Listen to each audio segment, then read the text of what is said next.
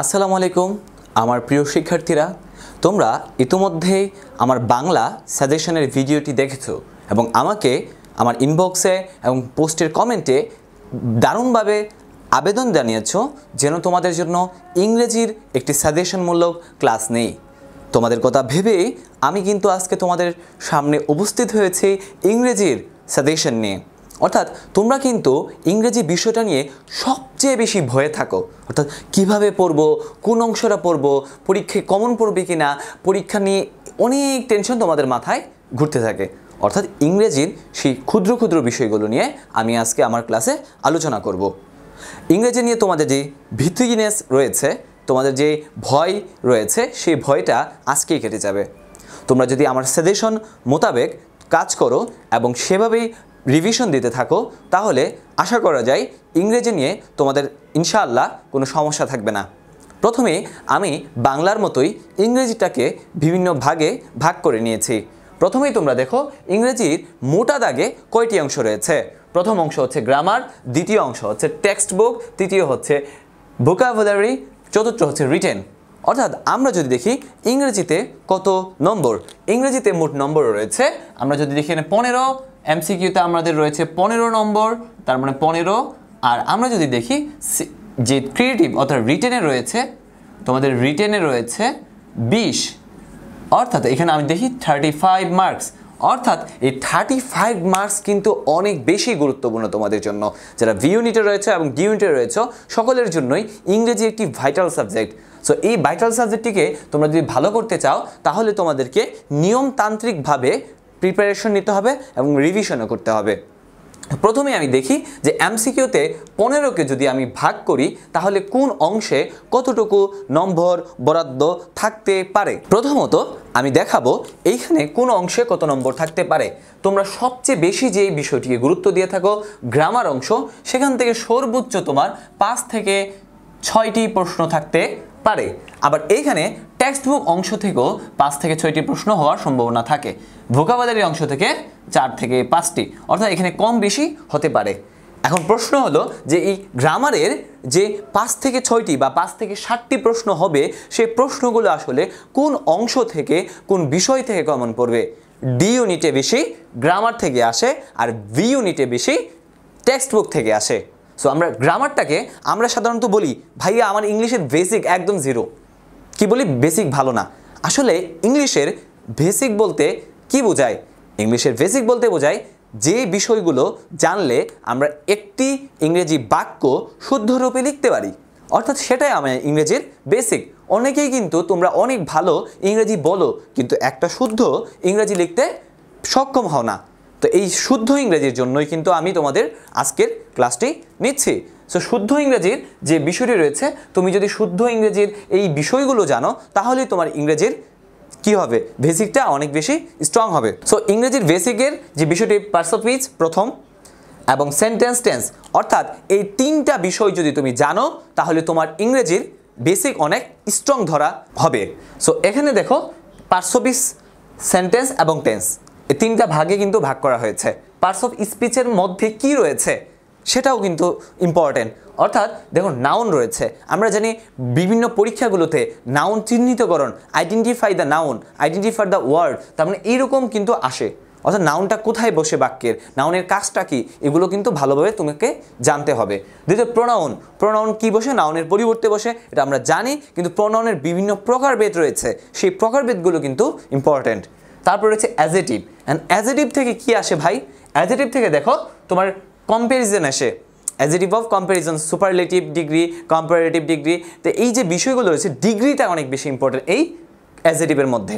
তারপর রয়েছে অ্যাডভার্ব, অ্যাডভার্বের মধ্যে রয়েছে তোমার ইনভার্সন, অর্থাৎ অ্যাডভার্ব তো পড়বে, অ্যাডভার্ব কিছু নেগেটিভ অ্যাডভার্ব যদি সামনে থাকে, তাহলে এটা কি ইনভার্স হয়ে যায়। সো এই যে ইনভার্সনটা ইম্পর্টেন্ট। আবার অ্যাজেটিভে আরও দুইটা গুরুত্বপূর্ণ বিষয় আছে, ডিটারমিনার এবং আর্টিকেল। সেগুলো তোমরা আলাদাভাবে না পড়ে এই পার্টস অফ স্পিচের মধ্যেই তোমরা একটু মোটা দাগে পড়বে। তারপর রয়েছে ভার্ব। আমরা কিন্তু জানি ভার্ব হচ্ছে একটা সেন্টেন্স হইতে হলে অবশ্যই তার মধ্যে ক্রিয়া থাকতে হবে। বাংলা বাক্যে কিন্তু না থাকলে হয়, ইংরেজি বাক্যে অবশ্যই থাকতে হয়। সেই ভার্বটা হলো, আমরা জানি যে ভার্ব 2 প্রকার, ফাইনিট ভার্ব, নন ফিনিট ভার্ব। সো ফিনিট নন ফিনিটের মধ্যে তুমি তো জানো যে ফিনিট ভার্ব কোনগুলো। সো এখানে নন ফিনিট ভার্বের মধ্যে আবার দুটো প্রকারভেদ রয়েছে, যে ইনফিনিটিভ, জিরান্ড, পার্টিসিপলস, এই তিনটা প্রকারভেদ রয়েছে। সো এই তিনটা প্রকারভেদ সম্পর্কে তোমাকে জানতে হবে। আমি এখানে লিখলাম না যে ইনফিনিটিভ, জিরান্ড, আমি লিখে দিচ্ছি তোমাদেরকে তোমাদের সুবিধার্থে। তার মানে এই যে নন ফিনিট ভার্বটা রয়েছে সেটার মধ্যে কি রয়েছে? এক নম্বরে তোমার রয়েছে ইনফিনিটিভ, ইনফিনিটিভ। বি নম্বর রয়েছে জিরান্ড। 3 নম্বর রয়েছে পার্টিসিপলস, পার্টিসিপলস। আবার পার্টিসিপলসও কিন্তু 3 প্রকার। তোমরা কি জানো কি না যে তোমরা এতদিনে হয়তো জানার কথা, past participle, past participles, participles, present participles, present participles, perfect participles, perfect participle. So এই যে বিভিন্ন ভাগগুলো রয়েছে সেই ভাগগুলো কিন্তু তোমাকে জানতে হবে। সো অর্থাৎ নন ফাইনিট ভার্বটা সম্পর্কে তোমাকে একটা ভালো আইডিয়া রাখতে হবে। তারপরে রয়েছে পজিটিভ ভার্ব। আমরা জানি যে আমরা যখন কোনো কাউকে দিয়ে কাজ করাতে চাই তখন কিন্তু পজিটিভ ভার্ব ইউজ হয়, প্রযোজক ক্রিয়া অর্থাৎ প্রডিউসার। তো তারপরে রয়েছে মডেল ভার্ব। মডেল ভার্ব সম্পর্কে আমরা জানি যে শেল, শুড, কুড এগুলো কোথায় বসে, কিভাবে বসে, তাদের পরিক কোথায় কি হয়। তারপরে রয়েছে সাবজাংটিভ ভার্ব, অর্থাৎ ডেট বসলে কোন ভার্বগুলো, কিছু ভার্ব রয়েছে যেগুলো বসলে সাবজাংটিভ হয়। সো এই সাবজাংটিভ তোমাকে জানতে হবে। সো এই যে ভার্বের সম্পর্কে তোমার এই 4টা ভাগ রয়েছে, এগুলো জানবা। এখন তোমরা তো এতগুলো পড়ছোই, এখন ভাইয়া প্রশ্ন হলো আমি যে এতগুলো বিষয় পড়লাম আপনার সাজেশনটা কোথায়? সাজেশনটা হলো এখান থেকে থাকবে 5 থেকে 6টা প্রশ্ন। 5 থেকে এই যে 520 থেকে তোমার 2টা থাকার সম্ভব, 2 থেকে 3টা থাকবে, তোমার সেন্টেন্স থেকে 2টা থাকার সম্ভাবনা, আর টেন্স থেকে 1 থেকে 2টা থাকার সম্ভাবনা, 2টা এরকম। সো এখানে ভাগ করে কিন্তু থাকবে, অর্থাৎ এই যে 5 থেকে 6টা বললাম, যদি 6টা আসে বা 7টা আসে, 5 থেকে 7টা, 2টা এরকম করে আসবে। সো সেন্টেন্স থেকে কি পড়বা? আমরা জানি সেন্টেন্স এবং স্ট্রাকচারটা, সেন্টেন্সের অনেক স্ট্রাকচার থাকে। তারপরে ক্লজ অ্যান্ড ফ্রেজ, আমরা জানি ক্লজের প্রকারভেদ জানি, adjective clause, adjective clause, adverbial clause, তারপরে হচ্ছে তোমার নাউন ক্লজ, এই ক্লজগুলো জানবা। Clause and phrase, phrase, noun phrase, তারপরে এই যে প্রিপোজিশনাল ফ্রেজ, এগুলো কিন্তু খুবই ইম্পর্টেন্ট। তার মানে এই ফ্রেজগুলো, ক্লজ আর ফ্রেজের মধ্যে পার্থক্য কি তোমরা তো জানোই, যে ফ্রেজে কি থাকে না, সাবজেক্ট প্লাস ফাইনিট ভার্ব থাকে না, ক্লজে সাবজেক্ট প্লাস ফাইনিট ভার্ব থাকে। So same. সো এই যে তারপর রয়েছে কন্ডিশনাল সেন্টেন্স, আমরা জানি ছোটবেলা থেকে পড়ে আসছি যে কন্ডিশনাল সেন্টেন্স কি। সো এই যে কন্ডিশনাল সেন্টেন্স সম্পর্কে তোমাকে একটি ধারণা রাখতে হবে। তারপরে হচ্ছে ট্রান্সফরমেশন অফ সেন্টেন্স। এই যে ট্রান্সফরমেশন অফ সেন্টেন্সে কিন্তু তোমার অনেক গুরুত্বপূর্ণ, কারণ এখানে কিন্তু ভয়েস এবং ন্যারেশন, অর্থাৎ ভয়েসকে যদি ট্রান্সফার করা হয়, তারপরে আবার ন্যারেশন ও ট্রান্সফরমেশনের সেন্টেন্সে অন্তর্ভুক্ত, অর্থাৎ এই সেন্টেন্স থেকেও তোমার 2টা প্রশ্ন আসতে পারে। তার মানে সেন্টেন্সটাও গুরুত্ব দিয়ে পড়তে হবে। তোমরা শুধু এই যে পার্শ্ব পিসগুলা, ডাউন প্রোনাউন এগুলা পড়তে সময় ব্যয় করে ফেলো না, কারণ তোমাকে আইডিয়া রাখতে হবে কোন অংশ থেকে ঢাকা বিশ্ববিদ্যালয়ের শিক্ষক তোমাকে প্রশ্নটি করবেন। তারপরে রয়েছে টেন্স। টেন্সে আমরা কি জানি? টেন্স তো সম্পর্কে জানি। টেন্স না পারলে আসলে কোন কালে বলবো, কখন, আমি ফিউচারেরটা যদি পাস্টে বলে ফেলি তাহলে কিন্তু হবে না। তারপরে রয়েছে সিকোয়েন্স অফ টেন্স, যে কোন টেন্সের পরে কোন টেন্স বসে, এরকম একটা সিকোয়েন্স রয়েছে। তোমরা যারা পড়েছো এতদিন তোমরা কিন্তু এটা জানো।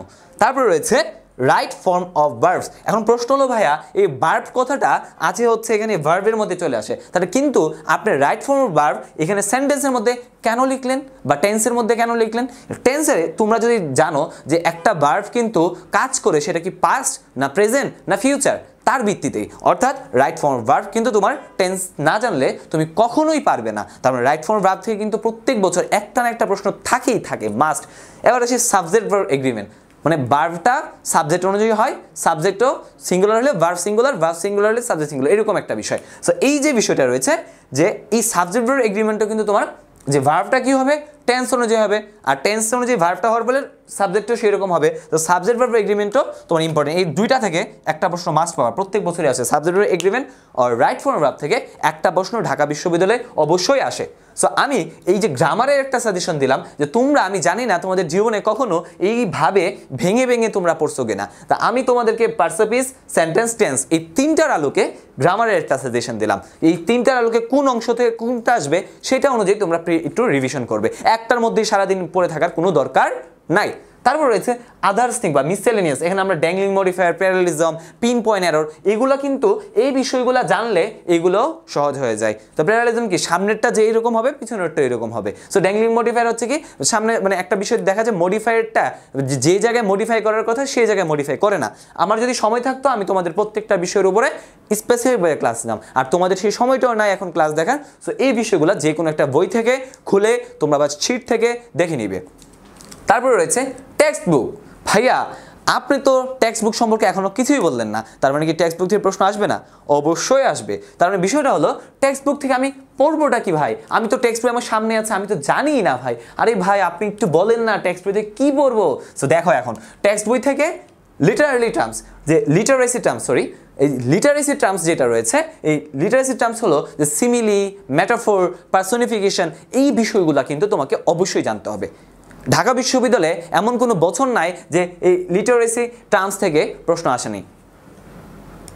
সো এখন তোমরা এই যে সাহিত্যিক যে টার্মগুলো রয়েছে সেই টার্মগুলো কিন্তু তোমাদেরকে জানতে হবে, অর্থাৎ সিমিলি কোনটা হয়েছে, মেটাফোর কোন সময় হয়, এই বিষয়গুলো কিন্তু তোমাকে অবশ্যই নিজের মধ্য থেকে না হলেও বই থেকে সাহায্য নিয়ে তোমাকে বুঝতে হবে। দ্বিতীয় হচ্ছে থিম, সামারি। এখন বিষয় হলো থিম কোনটা, সামারি কোনটা। সো এই যে থিম এবং সামারির পার্থক্যটা তোমরা আশা করি জানো, যে এই যে থিম এবং সামারি যখন কিভাবে করতে, কবিতার আমরা থিম পড়ি, সামারি পড়ি। সো সামারি হচ্ছে কবিতাকে সংক্ষিপ্ত করে নিয়ে আসা বা কোনো একটা বিষয় সংক্ষিপ্ত করা। থিম হচ্ছে এটা আসলে কোন বিষয়টা নিয়ে কাজ করে সেটার উপরে তোমার কিছু লেখা। সো এই যে থিম এবং সামারি কবিতার হোক বা কোনো প্যাসেজের হোক তোমাকে জানতে হবে। তুমি নিজে একটা বিষয় কনসাইজ করার যে ক্ষমতা সেটাই কিন্তু ঢাকা বিশ্ববিদ্যালয়ের শিক্ষক তোমার থেকে জানতে চায়। তারপর রয়েছে কি ইনফরমেশন, অর্থাৎ মনে করো যে এই একটা কবিতার মধ্য থেকে একটা কি ইনফরমেশন দিল, যে সেপ্টেম্বর 1939 যে এখানের কবিতার মধ্যে একটা কত সৈন্য মারা গেছে বা ওইটার মধ্যে কি বলা হয়েছে, বা একটা চার্লস তোমার যে একটা যে কবিতা রয়েছে যে একটা যুদ্ধ নিয়ে, সেই যুদ্ধটা আসলে কোন জায়গার হয়েছিল, সো ক্রিমিয়া যুদ্ধ বা সামথিং লাইক দ্যাট। সো এই যে কি ইনফরমেশনগুলো তোমাকে অবশ্যই জানতে হবে। তারপর রয়েছে টেক্সচুয়াল স্পেলিং, তারপর তোমার স্পেলিং, কারেক্ট স্পেলিং কিন্তু আসে। সো তুমি যদি টেক্সচুয়ালের কিছু গুরুত্বপূর্ণ এবং কঠিন স্পেলিংগুলো তোমাকে একটু দাগায় রাখতে হবে।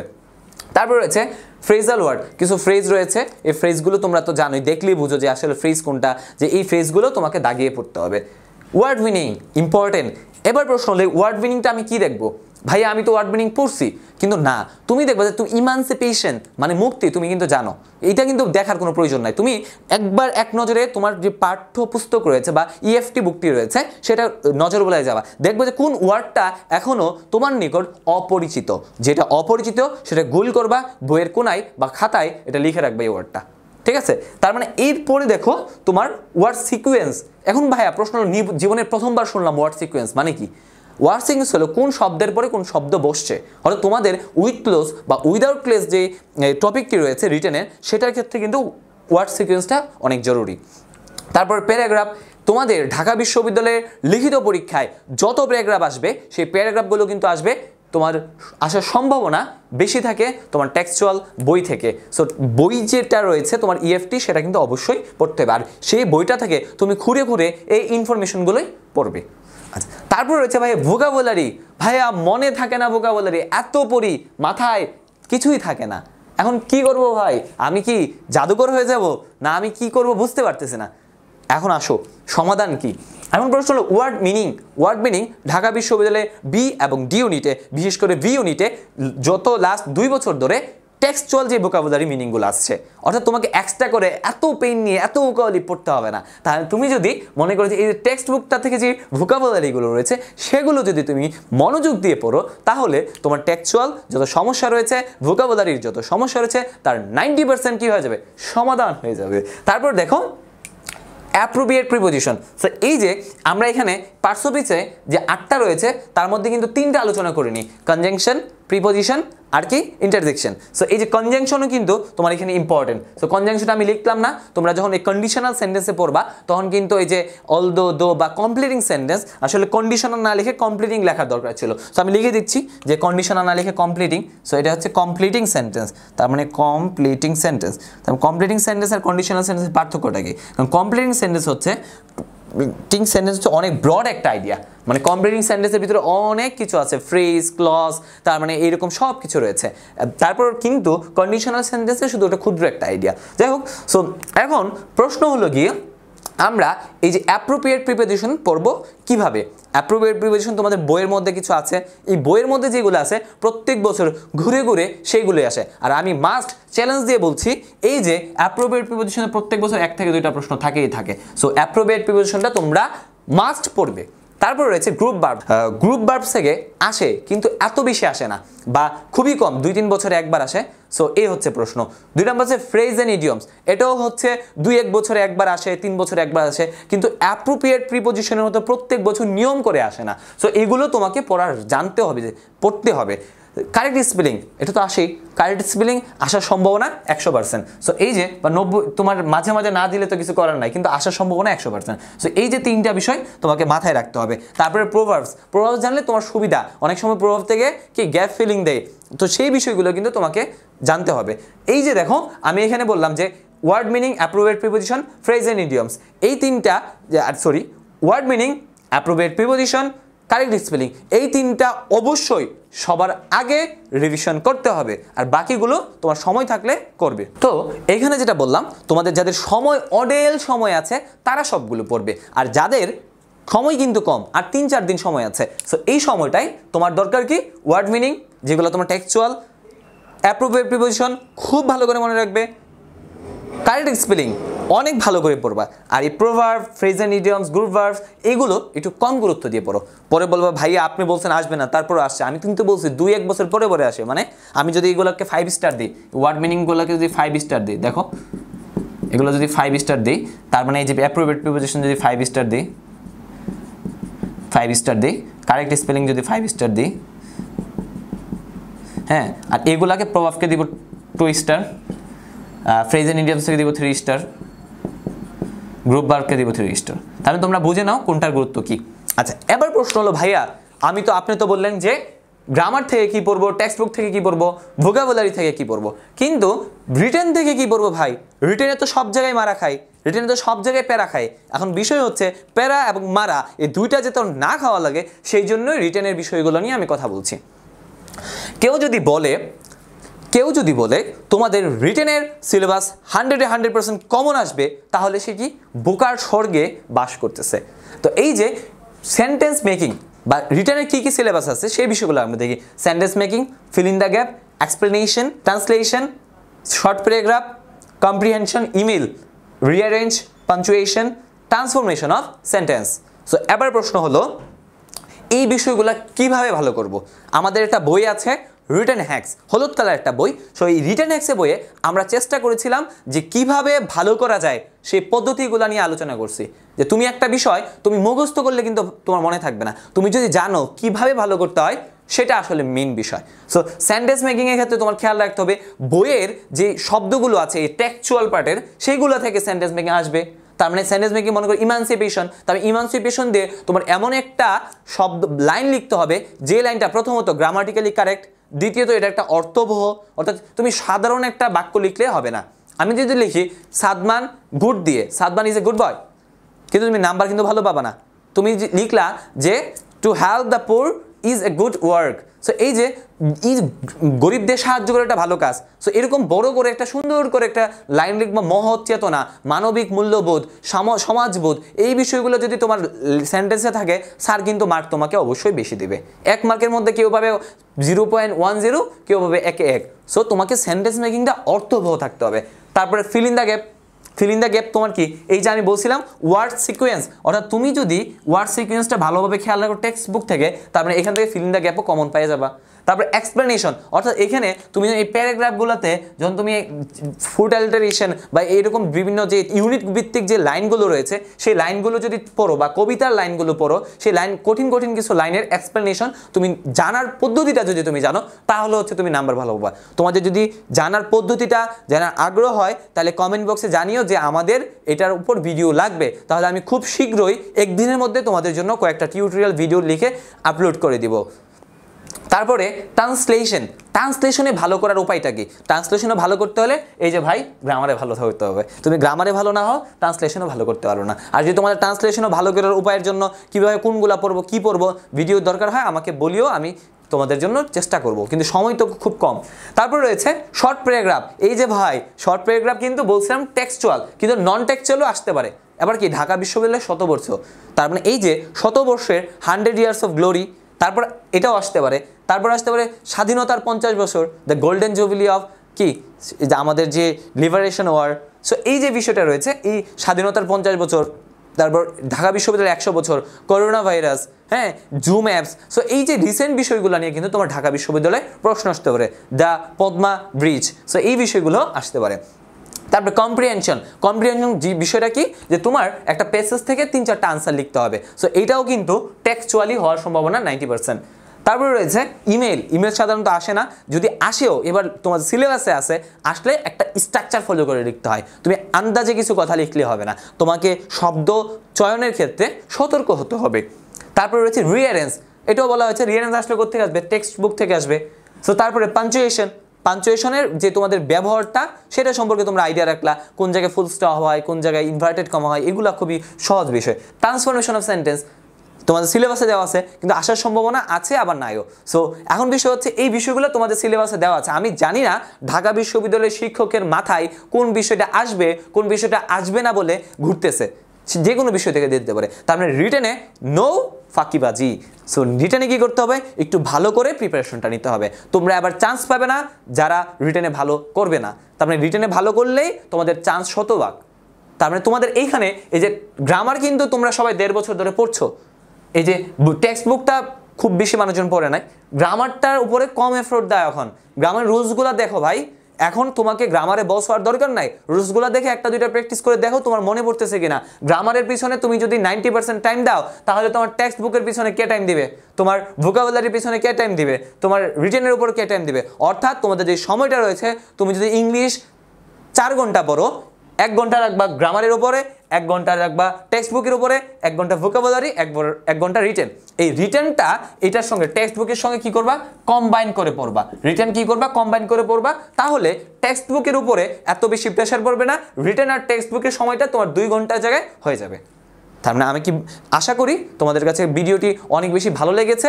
আর রিটেনের কোনো সমস্যা থাকলে তোমরা রিটেন এক্স বইয়ের সাহায্য নিতে পারো, আর অথবা আমার পার্সোনালি ইনবক্স করতে পারো, আমাকে নক করতে পারো যে ভাই আমার এই সমস্যা, I will try my best to help you guys. So বিষয়টা হলো তোমাদেরকে ইংরেজির উপরে এই সাজেশনটি তোমাদের অনেক জরুরি ছিল। তোমাদের সিস্টেমেটিক সাজেশনই পারে তোমাদেরকে তোমাদের গন্তব্যে নিয়ে যেতে। ধন্যবাদ সবাইকে, আর তোমাদের জন্য অনেক অনেক শুভকামনা রইল। দেখা হবে টিএসসিতে কোনো এক বিকালে 1 কাপ চা হাতে। আর আমার এই ভিডিওটি যদি ভালো লেগে থাকে অবশ্যই আমার চ্যানেলটি সাবস্ক্রাইব করবে। ধন্যবাদ সবাইকে আবারও।